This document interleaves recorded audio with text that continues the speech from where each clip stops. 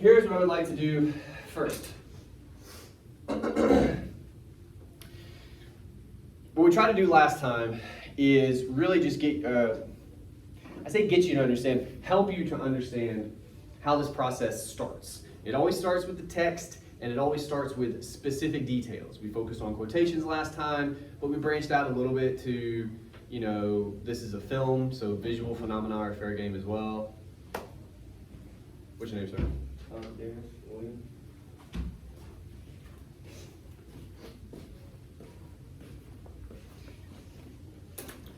And to practice that, hopefully, you did your homework. I know it was a big ask. You had to find 2 quotations. It's very difficult. What I'd like you to do for the first little bit of class, you're going to use those quotations. So, I'm trying to think of the order we should do this in. I guess we could do it this way first. If you did the homework, this next part will be easier. If you didn't, have a quick conversation with yourself, and then we'll just try to figure out the rest of this as we go. But if you turned it in, it'll be on CourseDin or it'll be on your computer. You should have it somewhere. Go and pull that up, your quotations you use, okay? While you're doing that, I need to count real quick. 3, 4, 5, 6, 7, 8, 9, 10, 11, 12, 13. Laura, do you mind if I include you in this? No, sure. Sweet, 14. Okay. Ooh, that's not easy to do. I want you guys to group up in, we'll say, no larger than 4 people to a group. 4, anything more than that seems like a throng. What I'd like you to do, once you're grouped up, and by the way, if no one ends up in a group, please raise your hand, and I will put you in a group. But once you're in a group, I just want you to talk to each other for a couple minutes. Hey, here's what I pulled for the homework, or, oh my God, I didn't do that, it's so early in the semester, I'm cratering already. What did you guys talk about? Have a conversation about what you found. Not only whatever you pulled, right? But more importantly, why? What do you think the text is trying to do to you rhetorically? What kind of an appeal do you think it's making? Explain yourself to the best of your ability. And then ideally, your group mates will have thoughts on that, right? You guys can kind of bounce back and forth. Make sense? All right. Get in groups. Take a couple minutes. We'll talk about it. Go.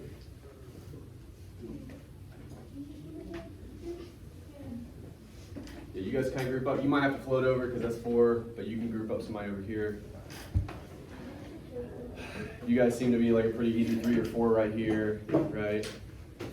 Maybe we have 3 here and then 3 there in some capacity, however we can do it. That feels, yeah, geographically, and then you guys will do it. All right, talk to each other. It's gonna be fun. There were some, I hesitate to call it confusion. I'll call it consternation. That's a very fancy word. You can look it up if you like. About this first assignment, and that happens, by the way. It's the first assignment. I got a handful of emails about this. I do laugh a little bit with each one, and I'm not trying to be mean. I'm being honest with you. I want to say this again, and this will imprint it in your mind. I think you will not do this again after today. Okay? I will never, ever ask you to do any assignment in this class that you could not directly, in some way, apply to your paper, okay? Like, it is all about practicing skills, it is all about getting better as we go, but anything I ask you to do is gonna come from the text we're talking about or somehow participate in the conversation, right? Anything short of that to me smells like busy work,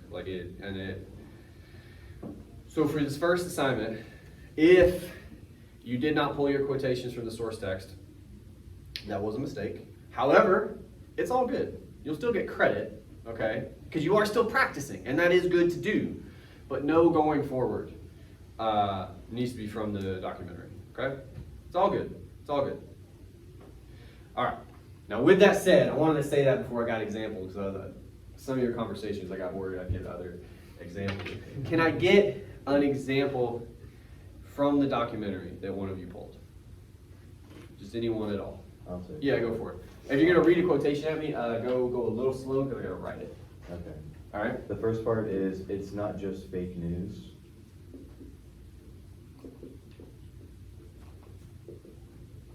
It's fake news with consequences. Ooh.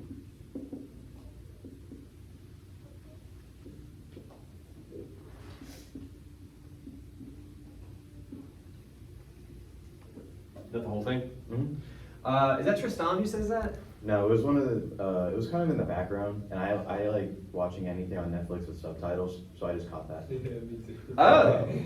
Oh, is It was it? one of the caption said reporter, so it was like kind of in the background. Is So in the I caught- opening part where It was- like you're seeing the family, but it was there's a the bunch of first news 5 clips? minutes. It was in the first 5 minutes. Is that where it is though? Like the family and there's a bunch of news clips kind of interspersed? Yeah, that was the one that caught my eye, and I was like, I like that. Or caught your ear? Yeah. Well, I suppose your eyes. Caught my- All right, all right, all right. Yeah, it caught both. Yeah. Okay. Well, because we want to provide proper context, right? Before we talk about the quotation at all. That context is tricky. Yeah. Because there is a lot happening, and it is in the background. Like I've never had someone cite this quotation. It's not a bad quotation, but I've never had someone pull it. And it just sounds, admittedly, sounds like something one of the experts would say, right? Yeah. Let me see. Like, well, I don't know. Maybe like amid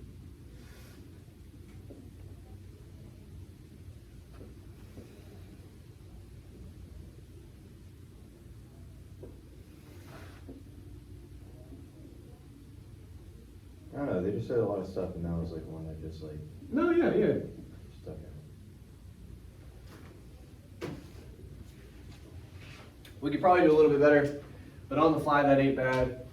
Amid a flurry of news reports, because my memory, and correct me please, but that opening scene is like bam, bam, bam, family members doing something, more news stuff, and it's really quick, right? This flurry of news reports, one reporter is overheard saying, it's not just fake news, it's fake news with consequences. Cool. And then of course, I put the period in here, but we need to make sure we, right? Okay. This is our quotation. This is our context. That's our citation. This is what you needed, right, for one entry for your homework. And again, if you didn't get it quite right, that's what the homework is for. Because you guys worry so much about the homework, and then you'll like dip out halfway through a paper. You're very funny human beings. It's really, some of you are going to do it this semester. You guys are hilarious. When it comes to your homework, I grade you on effort, okay?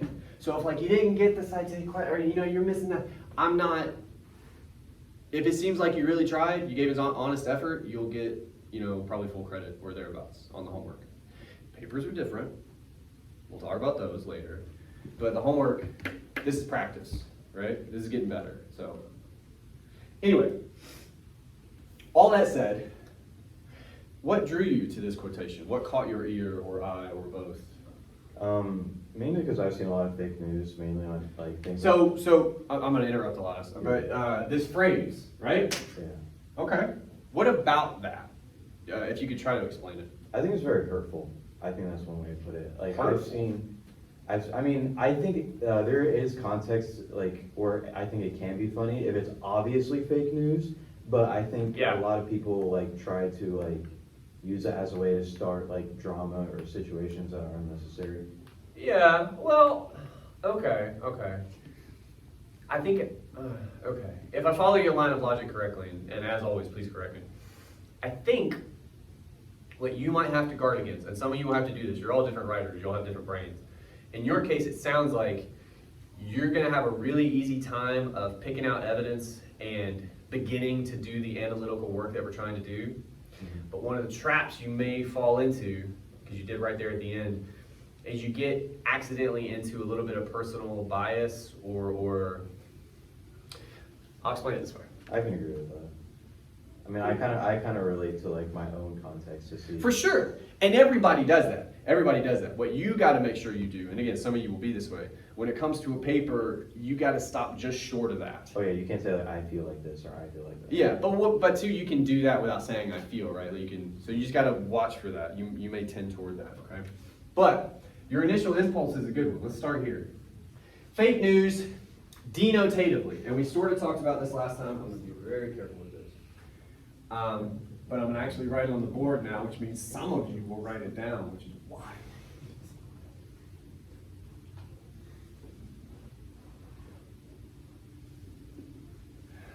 Denotation versus connotation. Does anybody know what these words mean? I've heard the second one. Okay. Denotation is the dictionary definition, basically. Okay? So, it's always good to get this out of the way first.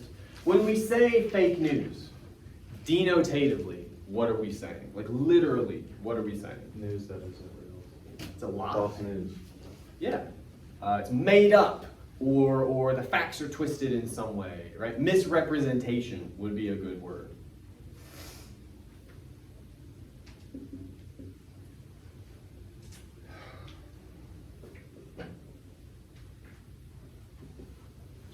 I don't know, something like that, okay?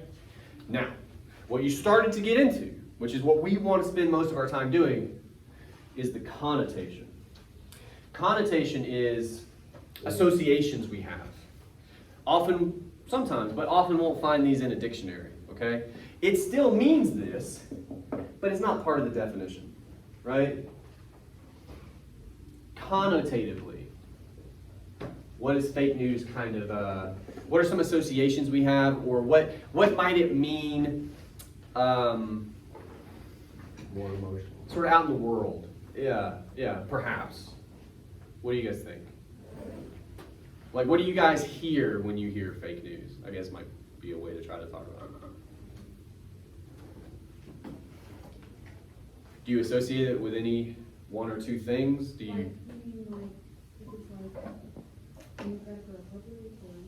It does have a political edge to it.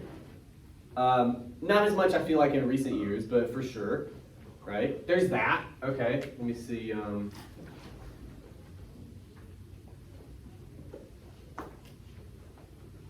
Political, I guess the way you put it, alignment. Sure, that's one. What else? We're just getting a little list real quick. Other connotations it has. Like if you hear somebody say fake news, you would most expect to hear like what conversation is being had when a phrase like that is brought up. You know? Usually they're arguing about something. It's always an argument. It's never maybe complimentary. That's fair. That's fair. A debate of some sort. I would agree with that. So are we saying, oftentimes, especially if we take these two together, this gets bandied about as an insult or something? Or accusatory? Yeah. Right? Accusatory. I think so, often.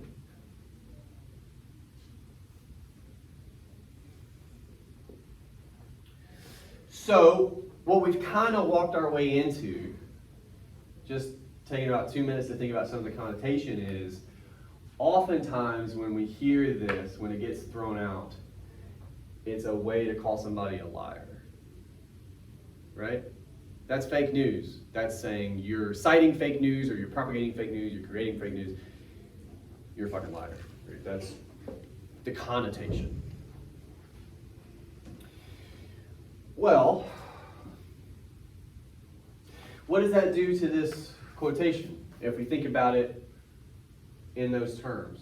Because when you read the quotation, I don't think that the reporter is necessarily accusing any one party of lying, right? At least not denotatively, yeah? But is he, like, what do you guys think? What's the reporter, we would argue, maybe saying without saying it? I think he's saying like all those lies are gonna have consequences. Well, quite literally, yes. I guess the way I would put it, we're very close to solving this. Like what, let's back up for a second and we'll come back at this from a different direction. Because you sort of started to do this and we can do this as well. Go all the way back to last week, and it sucks that it's been a whole week, but that's where we are. You think about that triangle, right? The logos, the pathos, the ethos, all that jazz. When we're talking about fake news like this, we have these associations perhaps. How does that affect you guys when you hear that phrase? Are we talking about credibility? Are we talking about logic? Are we talking about emotion? What do you guys think?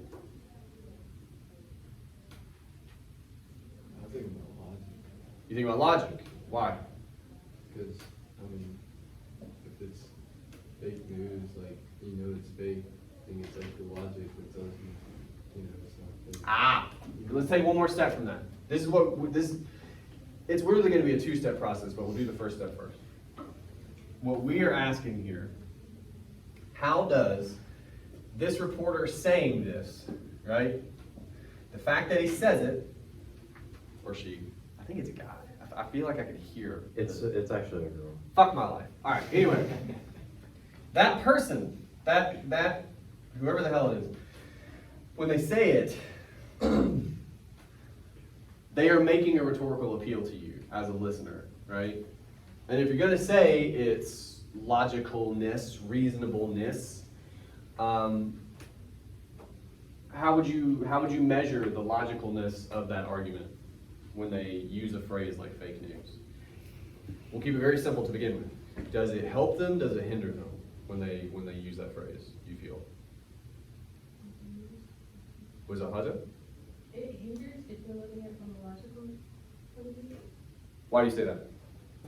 Because if news is fake and you need to be logical, it's not a fact if it's fake. Well, no, but this person's calling out fake news is what I'm saying. Um, Here's the bridge you guys got to cross, and this will be tricky at first for some of you. When we're talking about rhetoric, we're talking about there's a presentation being made to you. There's an argument being made to you, okay? And when we try to rhetorically analyze that, we are judging the presentation, okay? So even if you are being lied to, and I don't know that we are in this case, but even if you were being lied to, our job is to say, well, how good a job are they doing with that lie, right?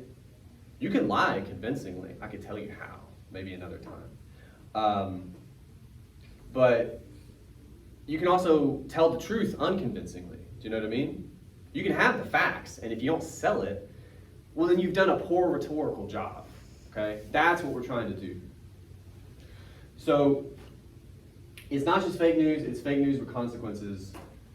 You wanted to go down the logic path first, we could do that. I think there are other paths we can investigate as well.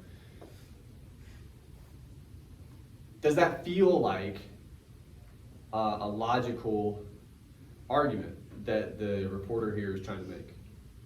Do you think? Yes, no, or not sure?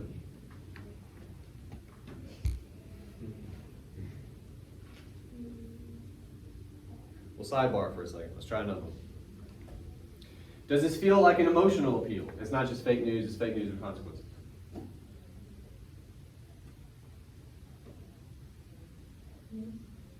Okay. Why? How does this reporter saying that at least attempt to affect you emotionally? That's what we're saying. You think of consequences for something bad. So that's Yeah. Yeah. Honestly, oops, sorry, I'll let you finish. Also, fake news to me. Yeah. Just the phrase fake news Yeah. can create like a scarce, because if it's something that's like horrifying, like, oh, if you go in the ocean, you're gonna get instantly hit by sharks, that creates fear. That's emotion. Well, okay. I was with you for a lot of that. No, you're getting there. You're getting there. What did you have? I would just want to say like the word consequence isn't always a bad thing. It's not. Consequence is a final result of something that happened from a situation. Denotatively speaking. Yeah. Yeah, so whether that's a good thing, like a good consequence, for example, could be studying for a test and doing well. That's a consequence. I went to the master's program here, and as a consequence, I met my wife. Yeah. But I think when you hear the word consequence, It has a negative connotation, doesn't it? there's another word that. It has a negative connotation. That's what we're getting at, okay? So both of what you said is true, okay? But it has some stank on it, is the other way of saying negative connotation. It does. I would add to that, though, it's not, it doesn't have a lot of heat to it. Do you see what I'm saying? Consequence feels a little medical, feels a little cold. When compared to something like fake news, I think fake news has a little more heat to it, a little more emotional resonance, you know? You might feel a certain way about this phrase, whereas like consequences, you're like, I mean, yeah. So, why? And I'm willing to hear counter argument. I could be wrong about this, but I feel like fake news, you respond to that a little more emotionally than you would consequences. Why? I don't know, I think I would think of consequences Really? more, but if I did from fake news, it would be because it would be about a debate that I would, maybe get heated about, but other than that, I don't know, I just see fake news as fake news, it doesn't make me feel any type of way. Well, look, again, denotatively, all this means is false information, right? Yeah. It's not just false information, it's false information with consequences. Does that read the same or not? That's ultimately what we're trying to talk about. I think it kind of does. You think it kind of does? Yeah. We got one guy disagreeing, I think. Yeah. Okay. Why? Like fake news is just deeper. I don't know why. Like news? That's okay. Look, what you just did, you started analysis and then you said no. Okay. But that whole it's deeper, I don't know why thing, trying to answer the why, that's your whole paper. Okay? And sometimes it'll be easier than other times. Honestly, I feel like this quotation is a little bit difficult. I do think it's a good one. And I think, personally, it hinges more on fake news than it does consequences. This is part of the common parlance. It's a recent invention. People weren't using fake news like 10 years ago, where we've been using consequences since the fucking 1600s or something. Like this is old. Your grandfather could say this word. This, if grandpa said it, you go, huh? Right? It would catch your attention. Like that already tells me there's something more to that phrase. It's more loaded. It goes deeper, perhaps. Let's try something else. If nothing else, that could be a little warm up for us. What's another quotation you guys have? You want a short one or a long one? I mean, dealer's choice, boss. All right, you got one? Yeah. All right, give me 2 seconds. These erasers, you would think they'd be more efficient, they're not. Okay. All right, go ahead. Alright, so I'll go with the short one just for your sake. Do the long one. Okay. It starts out, now we are the tree, comma, Hang on. We are the tree. yes, comma. We are the whale. That's not a comma. That's what it was in the subtitle. Well, people are bad at grammar all over. Now we are the tree. We are what? The whale. I see comma issues It's everywhere. Yeah. And then it says, our attention can be mine.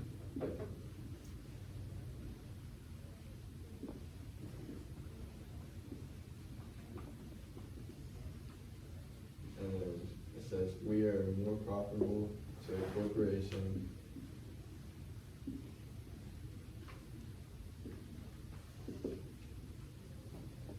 To a corporation. Yes. If we are spending that time, oh wait, no, spending time staring at a screen, comma, staring at an ad,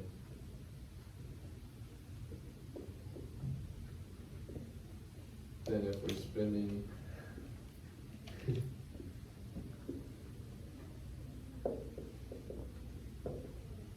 that time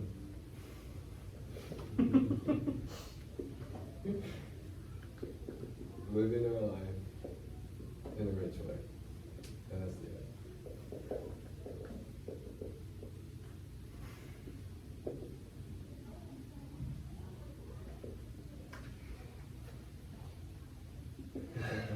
Who says this? That's I looked him up on the cast, and that's Justin Rosenstein, and he's one of the speakers. He was the one that was the creator of The like button? Gmail chat, like button. Yeah. When he gets nervous, he messes with his hair. I know who you're talking about. Yeah. Okay. Why does he say this? Well, he was saying that, that a tree and a whale, like, a tree and then an animal, a whale. Yeah. That they're worth more to us now dead than they are alive. And so then that's because, we didn't. What was his name? Justin What's his last name? Rosenstein or Rosenstein. Go with last names. All right. All right. Rosenstein, probably something like that. Yeah. Explains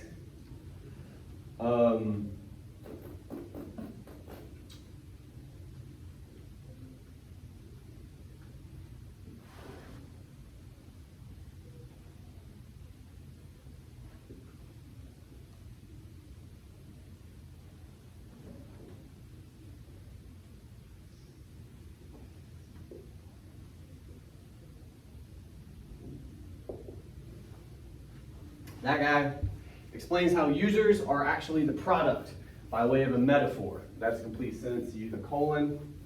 There's our quotation. We would need a citation and a period, but you get it. All right. The first thing we would have, well, probably the second thing we would have to do is shorten this guy. The way to do that, though, is step one, which is what we did a little bit of in the previous quotation, okay? Read over this for just a second if you need to. It is somewhat long. What strikes you guys? What resonates with anybody? Word or phrase, anything at all in this quotation that stands out to you guys for one reason or another?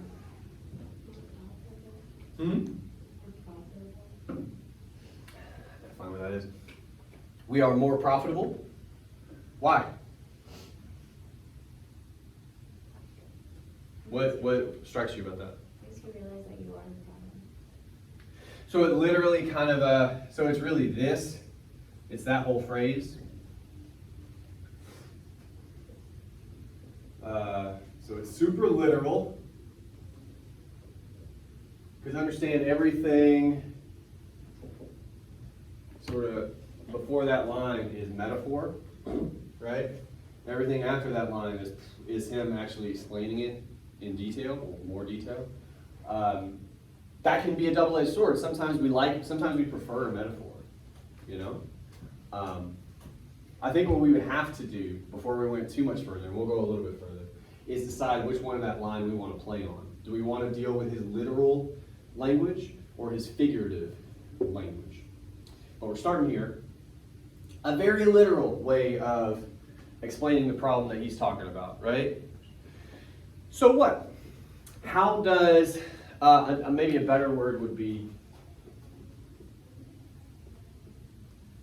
it's very explicit. How does that affect you? With him being so sort of direct with his explanation that you are profitable to these companies. What kind of an appeal do you feel like that is? It can be multiple, by the way. Does it affect you emotionally? Do you feel like we're talking about credibility here? Are we talking about some kind of reasonable argument somehow? What do you think? I think it's more emotional. Okay. Why? Because when it says like we're more profitable to a corporation, I think when it's saying we are more profitable, that kind of makes you feel like you're, I guess that you're the main star in it. You're an object. You know what I'm saying? You're an object. Think about, if we're talking about profit, then we're talking about something being sold. Yes? Yeah. Things that are sold, at least most of the time, are objects, are products, right? And if you're the product, and some of these guys say that at multiple points too, I think one of the things you would have to talk about is an emotional response.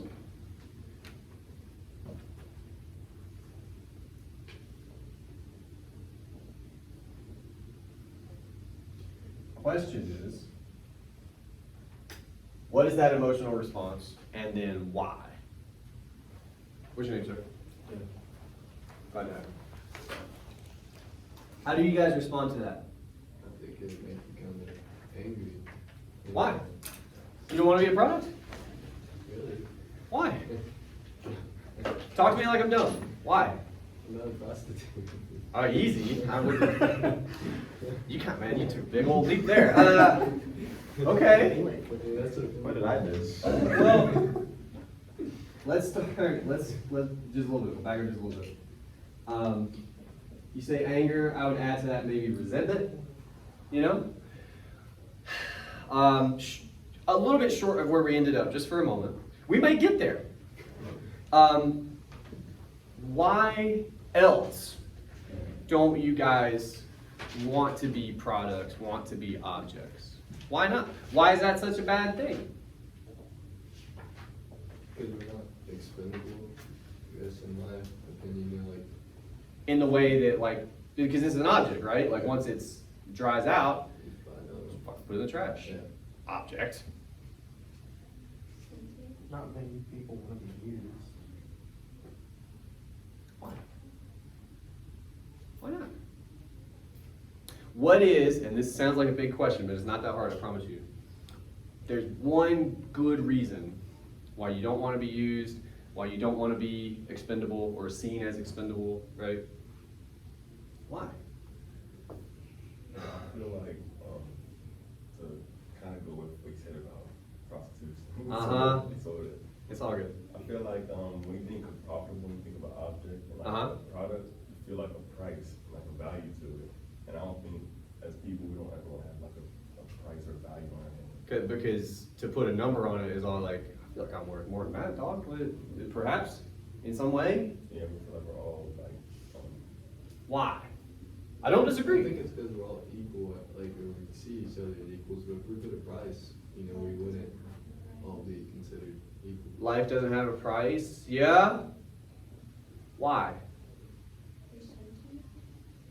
Dogs are sentient. You can buy as many as you want right now. What's the difference? You said dogs? Yeah. 'Cause Or I don't- gerbils. I don't want you compared to no dogs. What? Look, again, talk to me like I'm dumb. I'm saying like, Why not? Why not? What, there's something. This is what we got to figure out, okay? And we're very close. There's something that I think we would argue separates us from being sold in a pet store, essentially. Right? What is it? that might sound. Consciousness? Yeah. Maybe. The self-awareness that we have to assign ourselves value.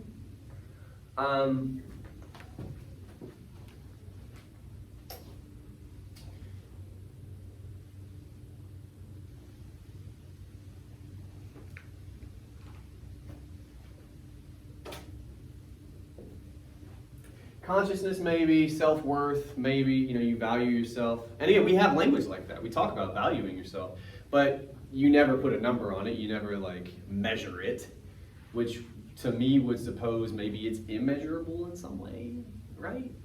Like, how much are you worth? And it's like more than you got, type of thing.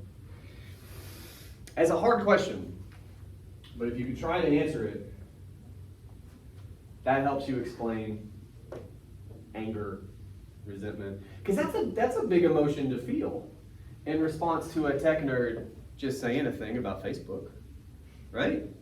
It really is. But I think it's an accurate bit of analysis, right? And diving into that, that's where your paper is going to come from. Okay. What time is it, by the way? 1:16. So we have like half an hour. Okay, cool. We got to finish this, but I want to just real quick. Other things that might leap out at you guys. Other things you notice seem interesting. It's big quotations. You got a lot of choices up here. I like the one above it. Our attention can be mined. Why? They're selling your attention as a product to each corporation or company. Yeah, well, they are, but let's be always be as specific as you can to the language, okay? So what I think, it really stood out to you, this a little bit, but mostly this, right? What does that mean, to mine your attention? What does it look like when you mine something? I was thinking about like the mines, like, you know. Yeah, like you dig it out, you take it out of the ground, I suppose. But in this case, it's coming out of you, and they're always digging into you. What is that? What kind of an appeal is that? That image of like they're always digging into you in this way. Draining, something like that. Yeah, but I mean, again, the stupid triangle, right? You say pathos? Why? That's emotional, by the way. Because they're trying to appeal to your emotion. Why? Like, argue to me why you think so, is what I'm saying. Oh, okay. Like, Don't look at me. um, Why do you feel like this is a pathetic appeal? like they're warning you. They're trying to scare They you. could warn you with a logical argument. They could warn you by using their credibility, which they do, right? This guy's super credible. The thing about being mined, though, I agree. I think it's an emotional appeal. Why? Yeah. I feel they're trying to scare you away from technology. Why is it scary to talk about them mining you, mining your attention? I feel like it's because we don't want to think that we can be, you know. That you're a resource? Yeah. Yeah. Yeah. And the other thing about mines is eventually they run out, man.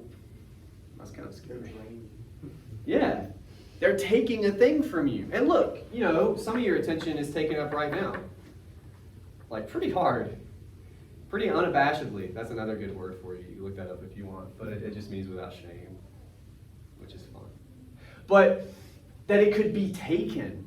We don't ask minds for permission. We take that shit. It's ours.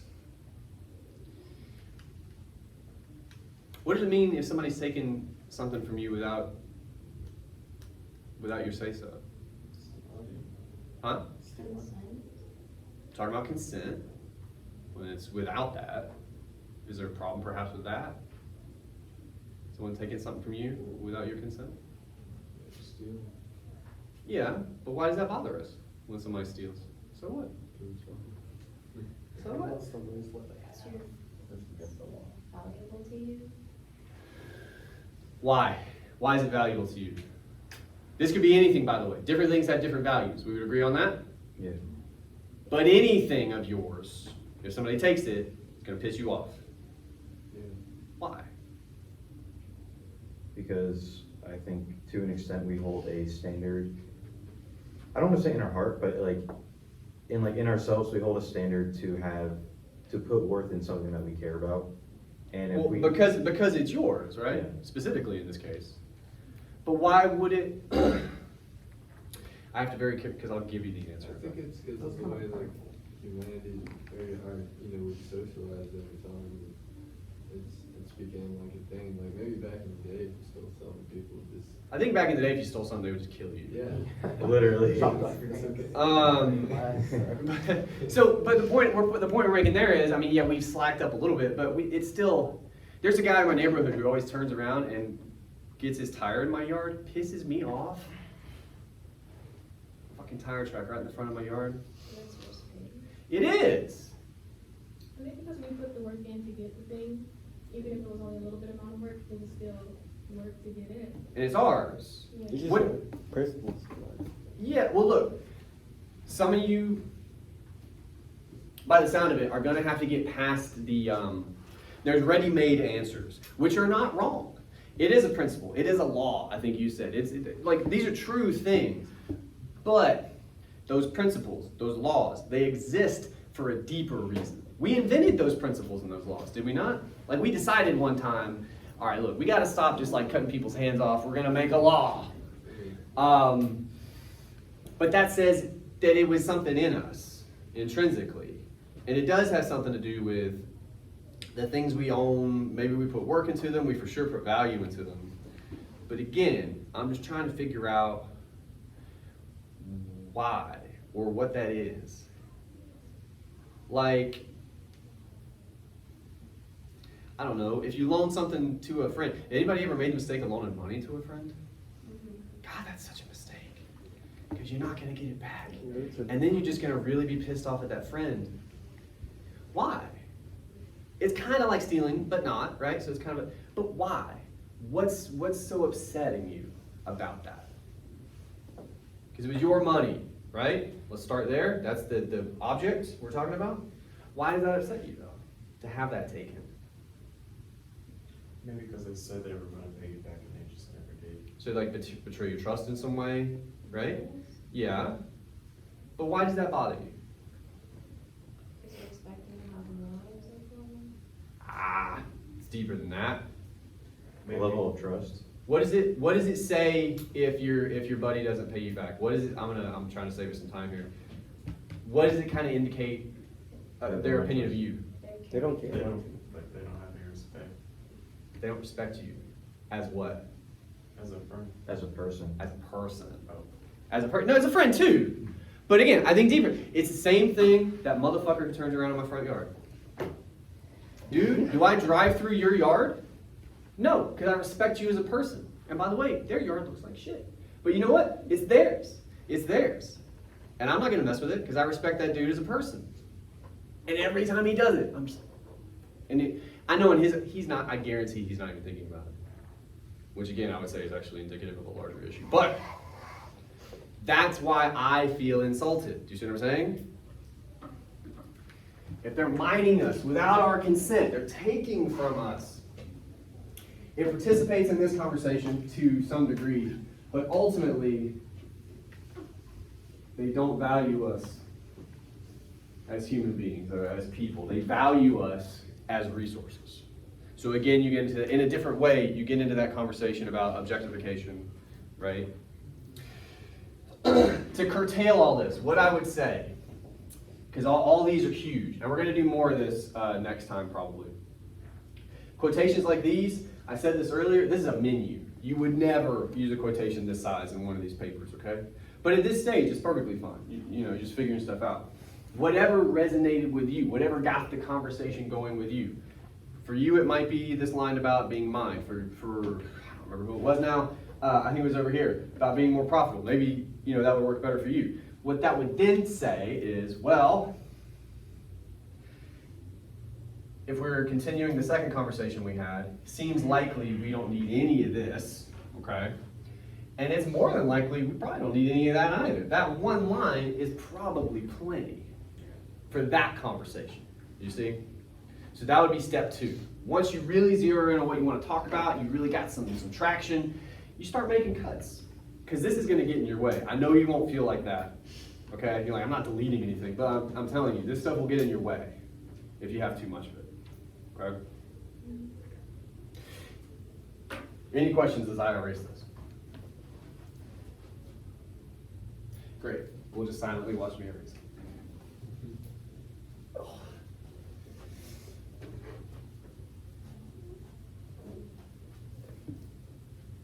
You really are the worst. I think the issue is they take the pressure that you kind of have to put on them and they spread it out because it's wider. So you just have to erase more. Do we have any engineers in the class? Damn. I was hoping somebody would back me up on that. Just apply pressure to both sides. What happened? Apply pressure to both sides of it. So I look like a fucking fool. Yeah, that probably would work. That probably would work. But look, we're talking about rhetoric. If every day I erased like this, you guys would never listen to me. You would never listen to me. And I wouldn't blame you.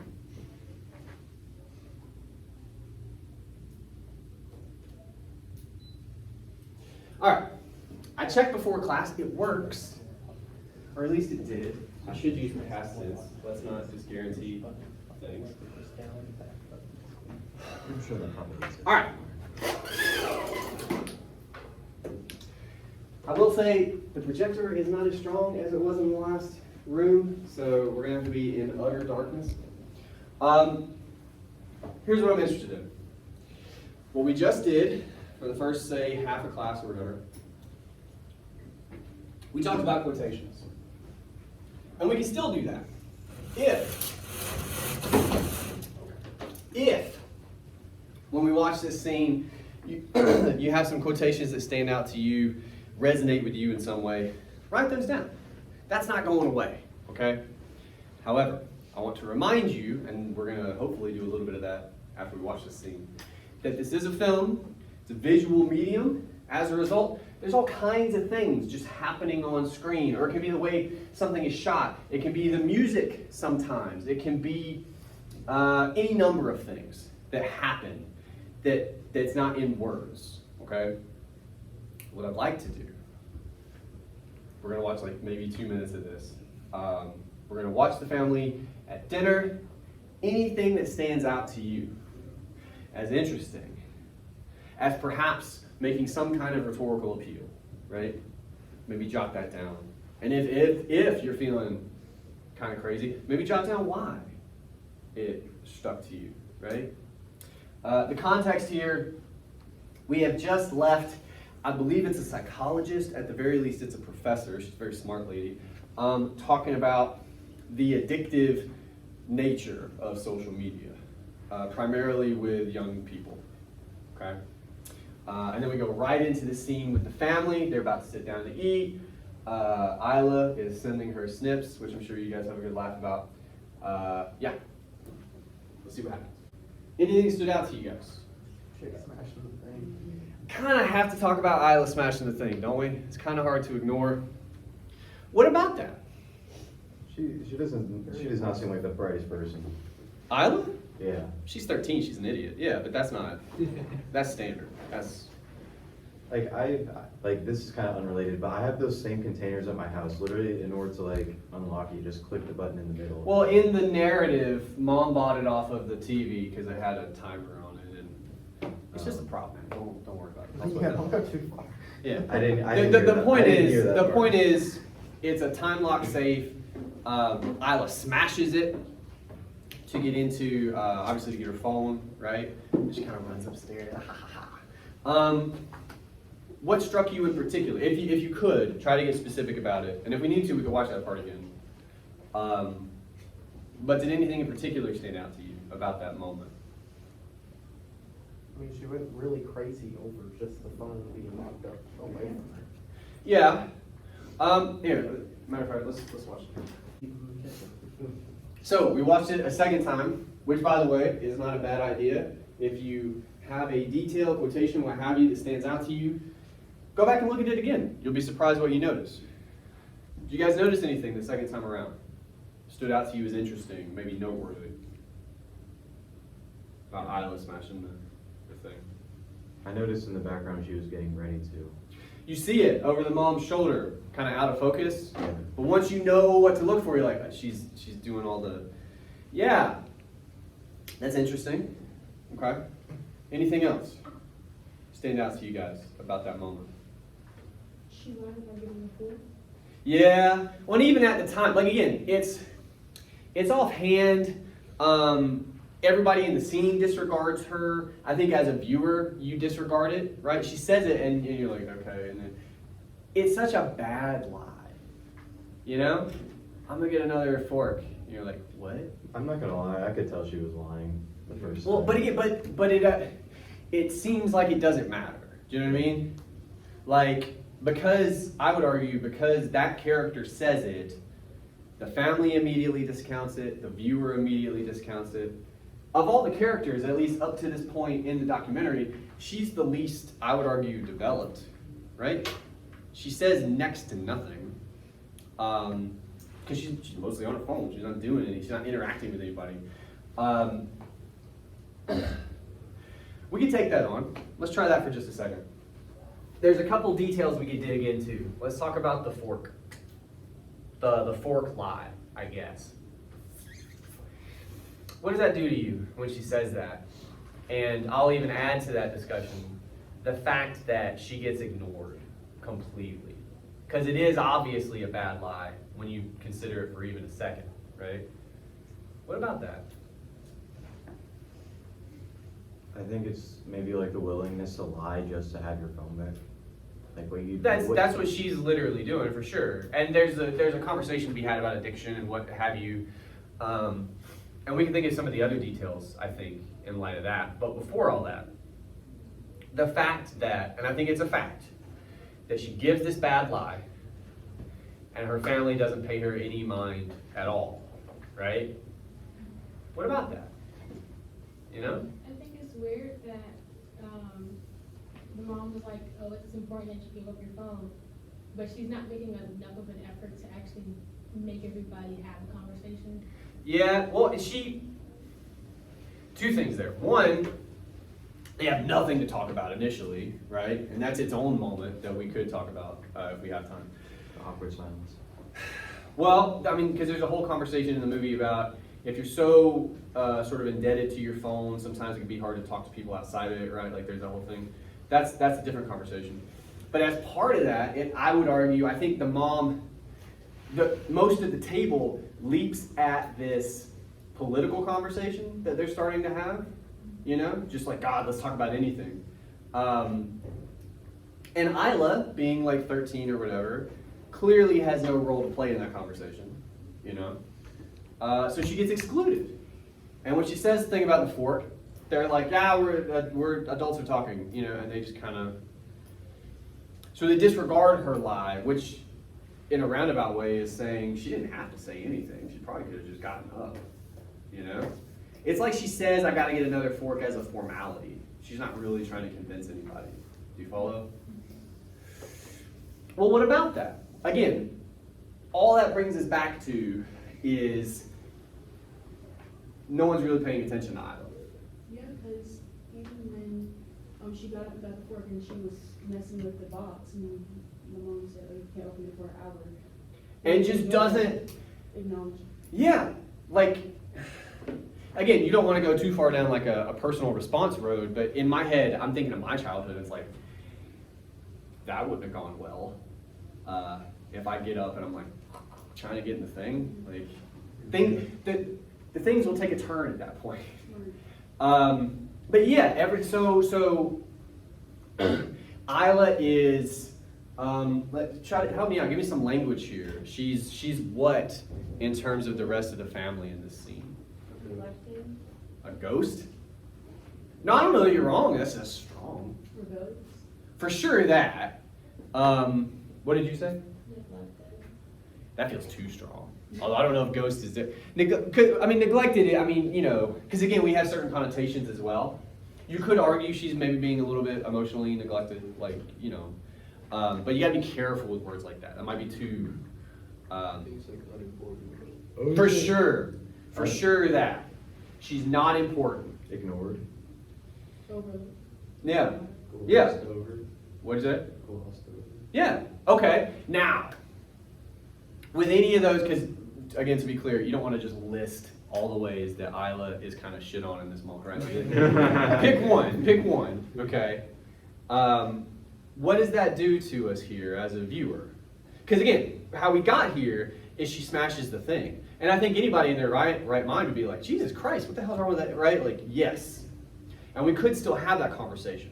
But if we think about the context, right before that moment, we get a good, I wouldn't even say 8 seconds of, can somebody talk to this fucking girl? Like, can we, you know, what about that? I think clearly on the one hand, that's an emotional appeal. Could we start there? Yeah. Okay.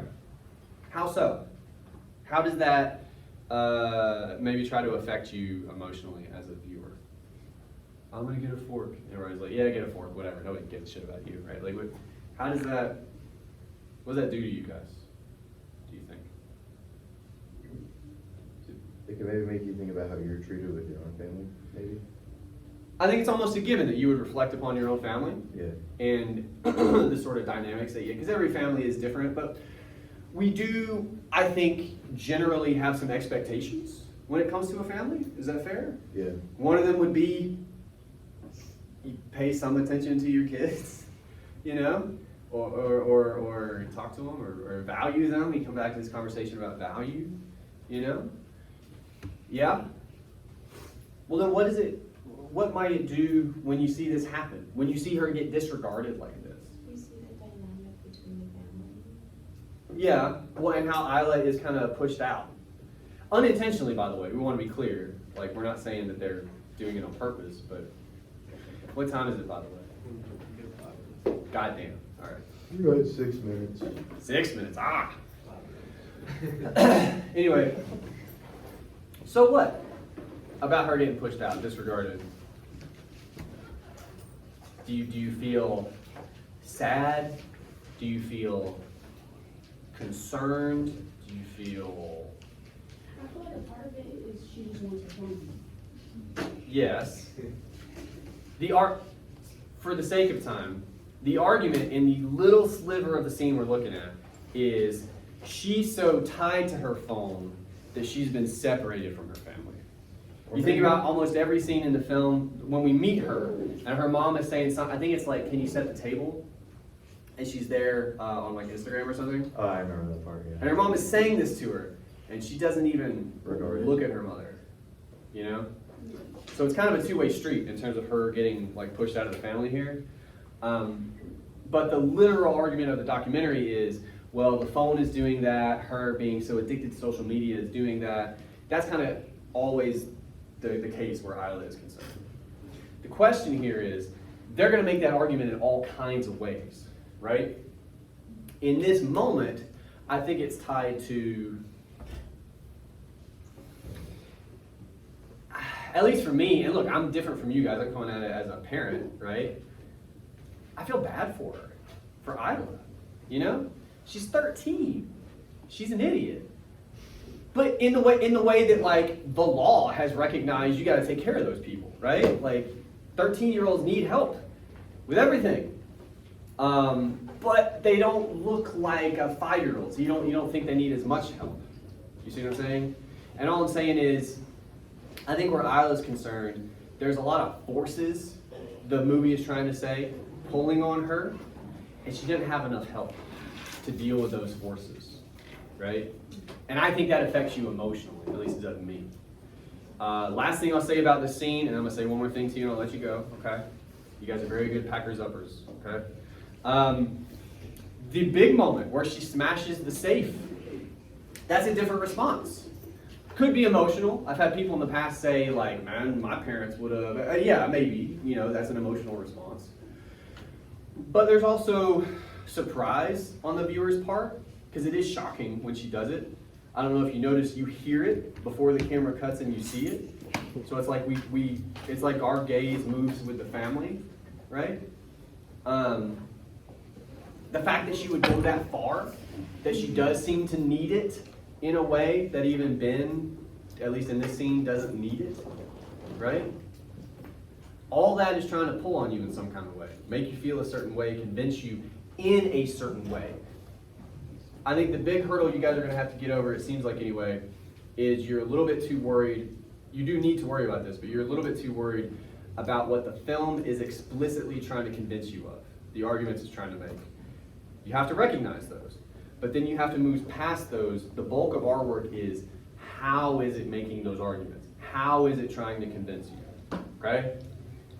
That's what you're going to do for homework, by the way. It's a discussion post. It's on Course 10. You got to post a thing and then respond to at least 2 other people. Take a moment out of the movie, 1 moment. Be specific as you can. What do you think they're trying to argue to you? And then more importantly, how are they trying to convince you? How are they building that argument? Make sense? Great. Is it Wednesday? Damn. I'll see you guys Monday. Thanks. So